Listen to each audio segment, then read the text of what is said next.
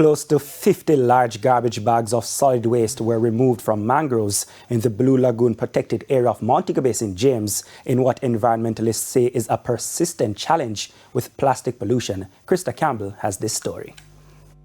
Plastic bottles bagged and ready to be recycled. No issue here, except that the plastic bottles were part of a range of garbage collected from the mangroves within the Montego Bay Marine Park in St. James. The area is protected from overfishing, but garbage continues to empty out into it from 2 gullies and 6 estuaries, which are water bodies where the river meets the sea.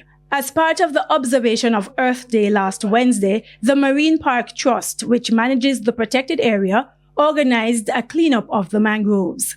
What we need to do is to dispose of them, the bottles, correctly, or to actually what we're doing is we're turning them over to the recycling people as well.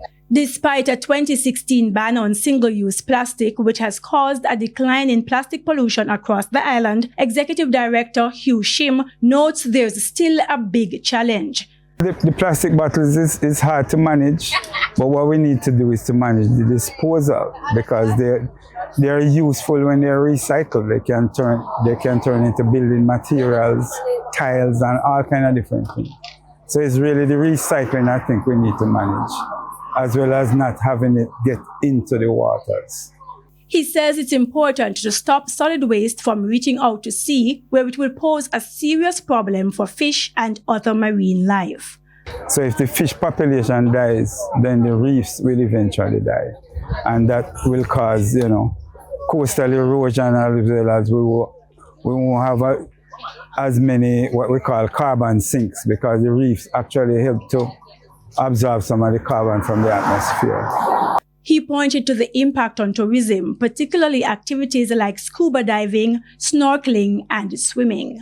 When the gullies are flowing, when the cruise ships come in, they can see the sea of garbage coming out. And it's not a very pretty sight, because the cruise ship passengers also use the beach and the snorkeling and the boating facilities. Krista Campbell, TVJ.